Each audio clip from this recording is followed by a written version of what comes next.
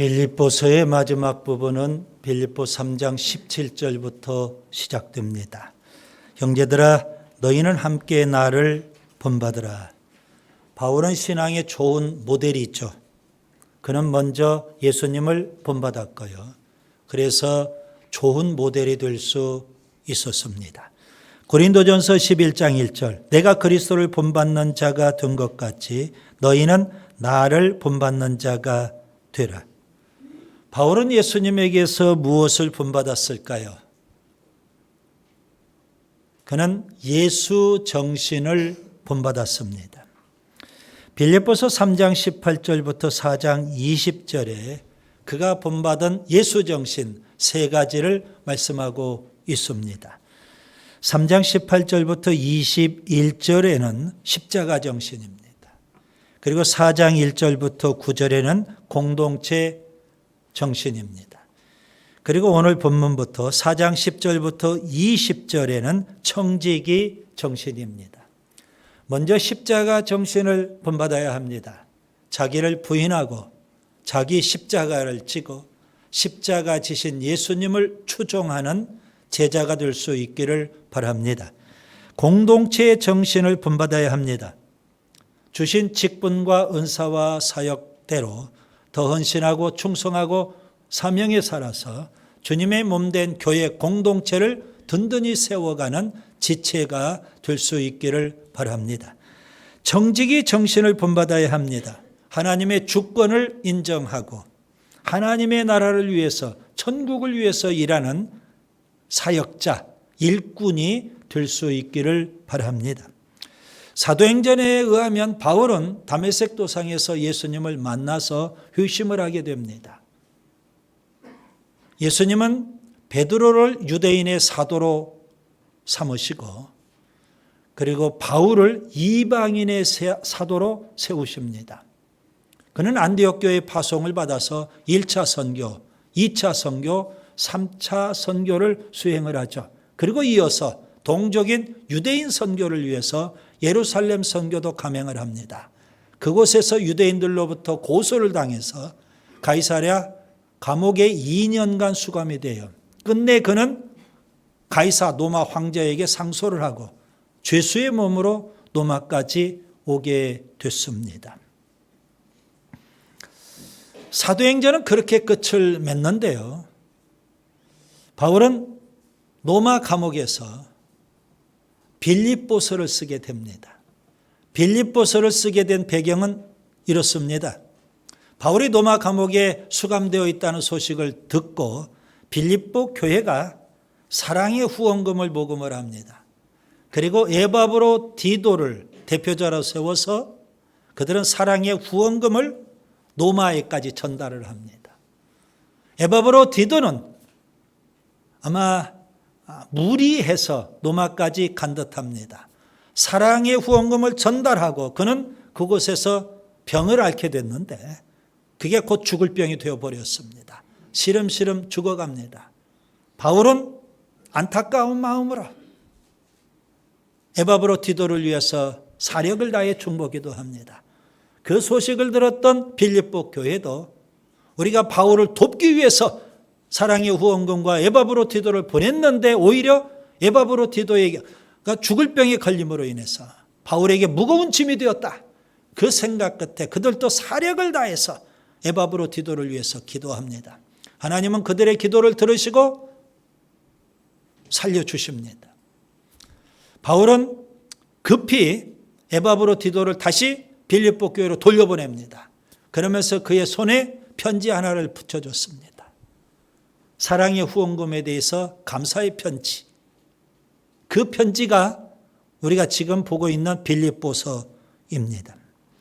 빌립보 교회는 어떤 교회일까요? 세 가지 특징이 있습니다. 첫째, 오래된 교회가 아닙니다.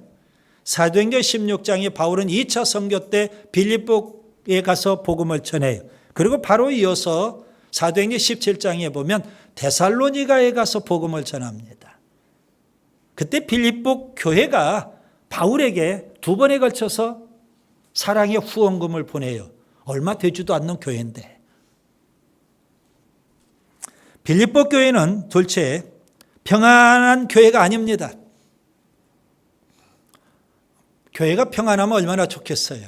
그런데 빌립보 교회는 환난에 많은 시련이 있습니다. 고린도후서 8장 2절에 의하면 그는 많은 시련 가운데 있음에도 불구하고 그들은 넘치는 기쁨으로 바울에게 사랑의 후원을 하고 있는 겁니다. 셋째, 빌립보 교회는 부요한 교회가 아닙니다. 고린도후서 8장 2절에 의하면 빌립보 교회는 극심한 가난 가운데 있었습니다. 그럼에도 불구하고 바울을 위해서 사랑의 후원금을 끊임없이 보내고 있는 겁니다. 극심한 가난이란 절대적 빈곤 상태를 의미합니다. 당장에 먹을 게 없을 정도라는 그런 의미입니다. 빌립보 교회는 먹고 살기 참 힘들고 어려운 상황에 놓여 있지만 끊임없이 바울에게 사랑의 후원금을 보내요. 그들이 그렇게 사랑의 후원금을 보내게 된 것은 아마도 바울을 통해서 청지기 정신을 배웠기 때문일 겁니다. 그래서 데살로니가 지역에 가서 복음을 전하는 바울에게 두 번에 걸쳐서 사랑의 후원금도 보내고, 그리고 또 기회를 찾았는데 마땅한 기회가 없어서 대기하고 있었거든요. 바울이 로마 감옥에 갇혀 있다는 소식을 듣자마자 사랑의 후원금을 또 거두어서 에바브로디도를 통해서 또 보내게 된 겁니다.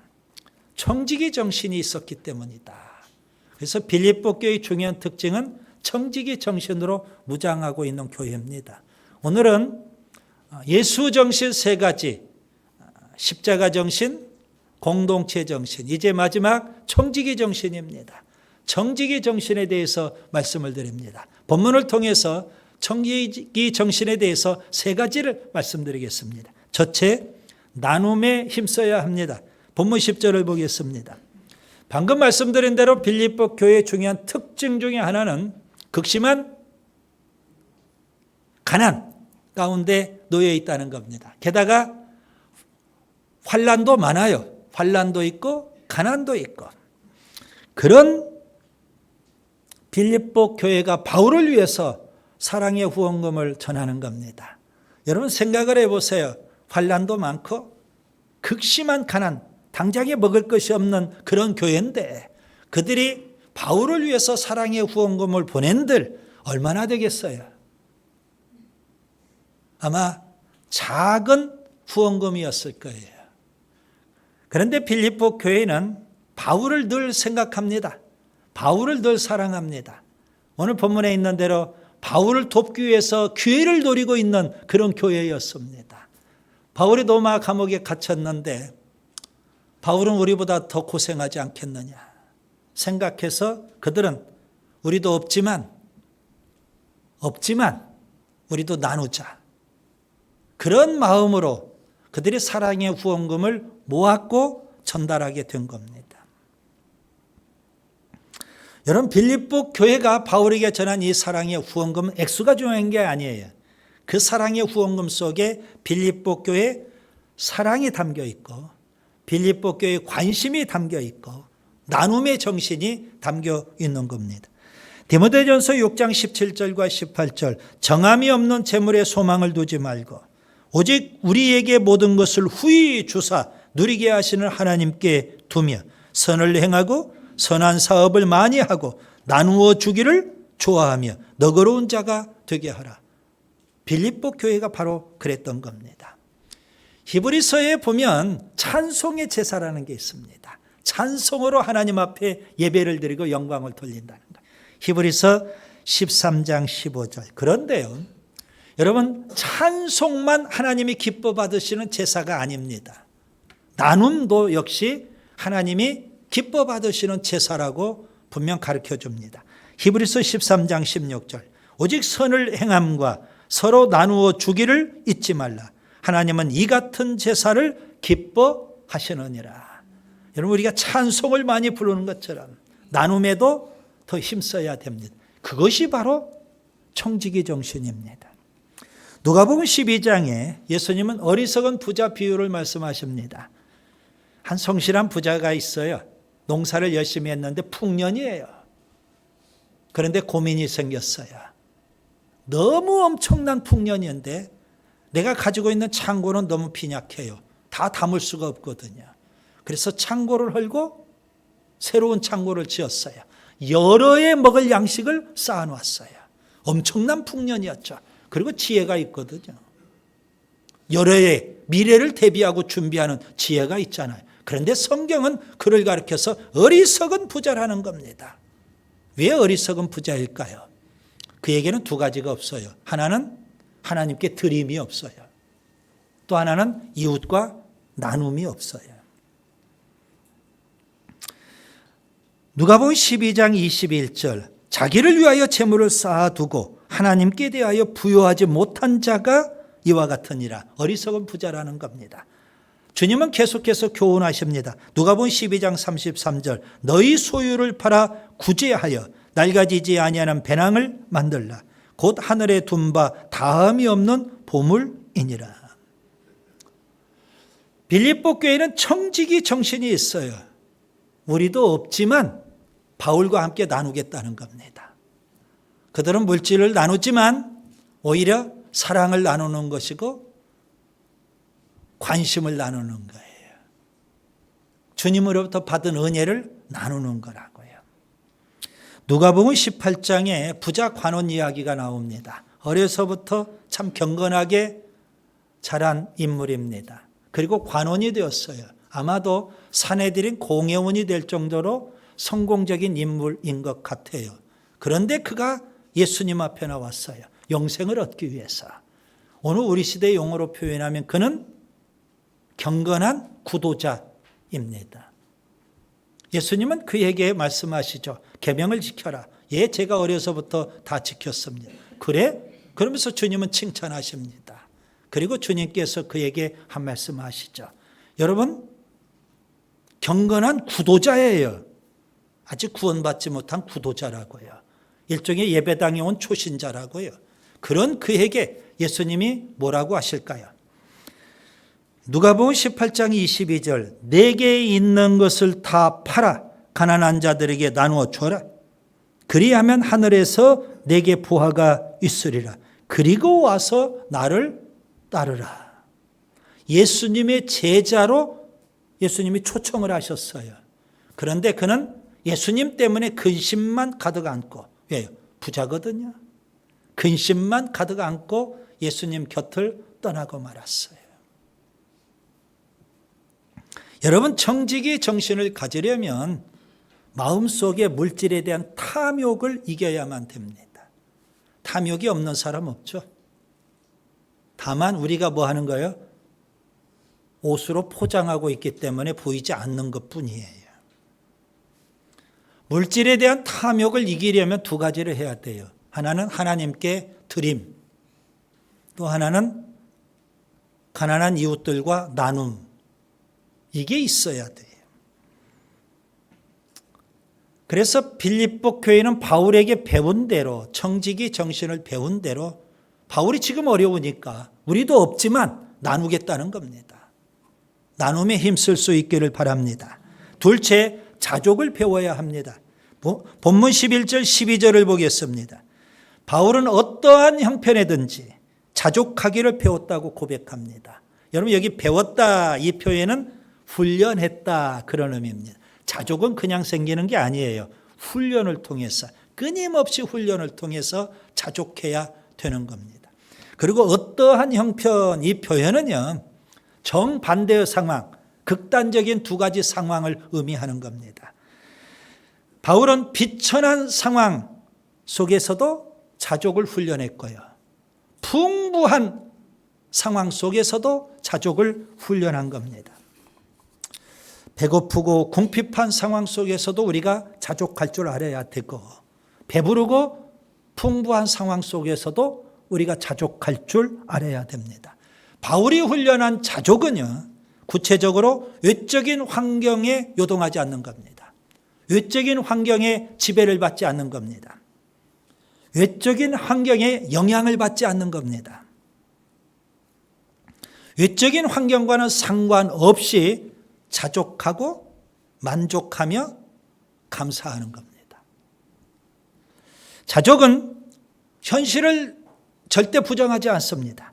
현실을 도피하지도 않습니다. 현실을 있는 그대로 인정합니다. 내가 풍부할 때도, 내가 궁핍할 때도 그 현실을 그대로 인정을 해요. 그리고 믿음으로 하나님의 주권을 고백합니다. 그리고 하나님의 뜻으로 받아들입니다. 궁핍할 때도 부요할 때도. 그래서 자족이 되고 만족이 되고 감사하게 되고 행복하게 되는 겁니다.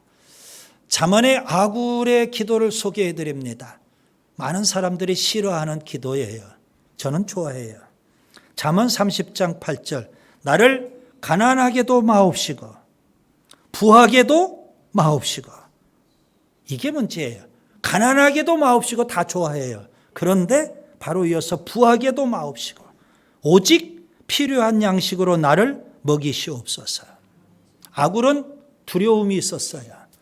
너무 배불러서 하나님을 모른다 할까 염려가 됐어요. 너무 가난해서 도둑질하고 하나님의 이름을 욕되게 할까 또 그것도 두려웠어요. 그래서 아굴은 그 기도를 해요. 예수님은 산상설교에서 주기도문을 가르치십니다. 6개의 기도 제목 가운데 중요한 기도 제목 하나를 소개해 드립니다. 마태복음 6장 11절. 오늘 우리에게 일용할 양식을 주시옵고. 일용할 양식을 달라는 기도입니다. 저는 이 기도를 이렇게 표현해 봅니다. 우리 기도에 기름기를 다 뺀 검소한 기도 제목입니다. 청지기가 할 수 있는 기도 제목입니다. 일용할 양식 앞에 우리가 자족할 줄 알아야만 만족이 나오고 감사가 있고 행복하게 되는 겁니다. 여러분, 일용할 양식 때문에 감사가 돼요?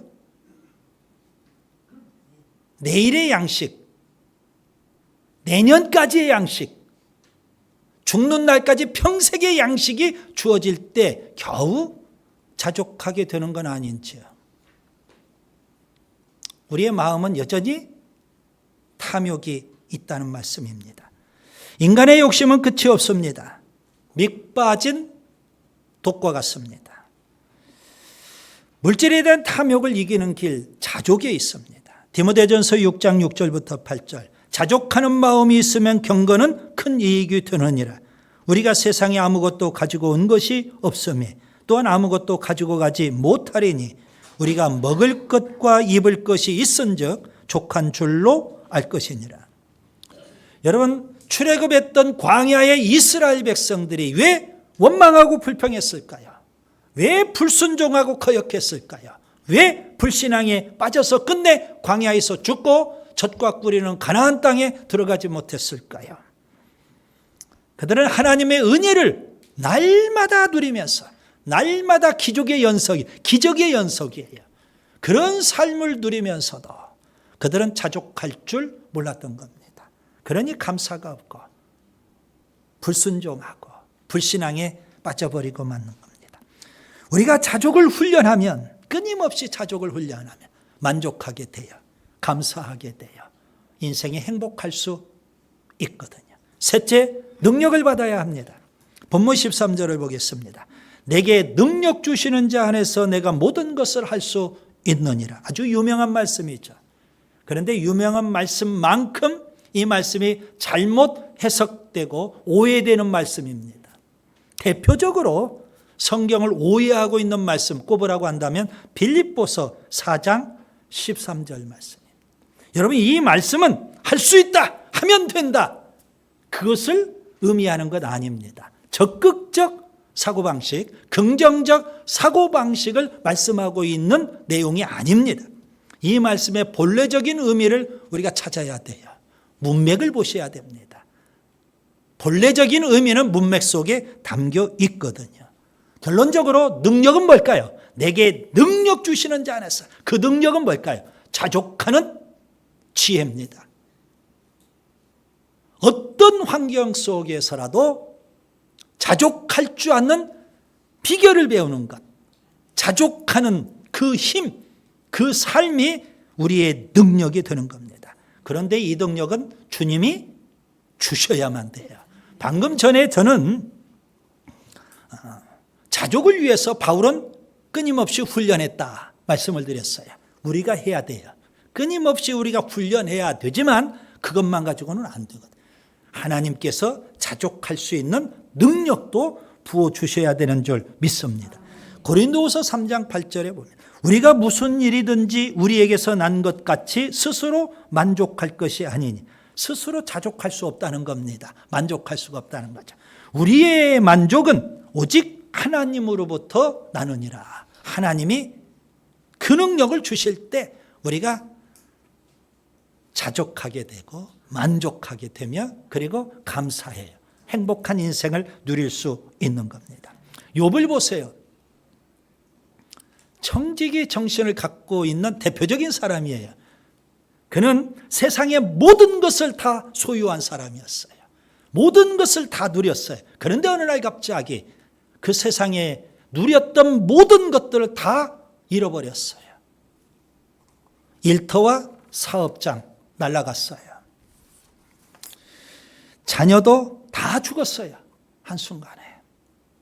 건강도 완전히 잃었어요. 가정도 풍비박산이 났어요. 겨우 생명만 부지하는 상황이에요. 몰골이 말이 아니에요. 오죽하면 욥의 아내가 그런 욥을 보면서 하나님 저주하고 죽어버려라, 그렇게 악담을 퍼부을 정도예요. 그런 상황 속에서 욥이 고백을 합니다. 욥기 1장 21절. 내가 모태에서 알몸으로 나와 싸운 자 또한 알몸으로 그리로 돌아가올지라. 주신 이도 여호와시오 거두시는 이도 여호와시오니 여호와의 이름이 찬송을 받으실 지니이다. 그는 어떤 환경 속에 있다 할지라도 궁핍한 상황이든 풍족한 상황이든 어떤 환경 속에서라도 자족하고 만족하며 감사할 줄 알았어요. 이것이 바로 청지기 정신. 그렇기 때문에 그는 감히 그런 상황 속에서 하나님을 찬송하고 있는 겁니다. 여러분, 하나님은 전능하신 분인데 하나님이 분명 내게 능력 주시는 자 안에서 우리에게 능력을 주실 텐데 그 하나님이 주시는 진정한 능력은 어떤 능력일까요? 생각해 보셨나요? 내게 능력 주시는 자 안에서 하나님이 분명 주신다고 했는데 그 능력은 어떤 능력이냐 이거예요. 물론 하나님이 주신 능력 임하면 이런 역사들이 나타날 수 있겠죠. 죽을 병에 걸린 사람이 살아날 수 있어요. 더러운 마귀 사탄 7길로 다 도망가는 역사가 나타날 수 있어요. 사업장이 성공하고 흥황할 수 있다고요.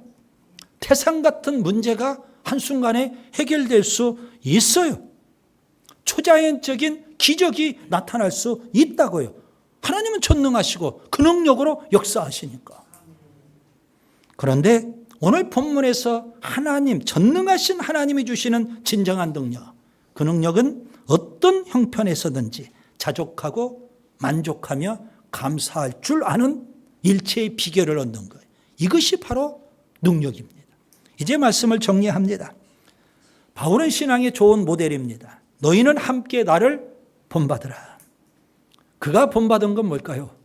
예수 정신을 본받았어요. 그가 빌립보서에서 말씀하고 있는 예수 정신은 뭘까요? 십자가 정신, 공동체 정신, 그리고 청지기 정신입니다. 오늘은 청지기 정신에 대해서 첫 번째 말씀을 드리는 겁니다. 세 가지를 마음에 새기기를 바랍니다. 그리고 실천하면 좋겠어요. 첫째, 나눔에 힘써야 합니다. 둘째, 자족을 배워야 합니다. 그리고 셋째, 하나님이 주시는 능력을 힘입어야 하는 줄 믿습니다. 청지기 정신을 갖고 살 수 있기를 바랍니다. 기도합니다.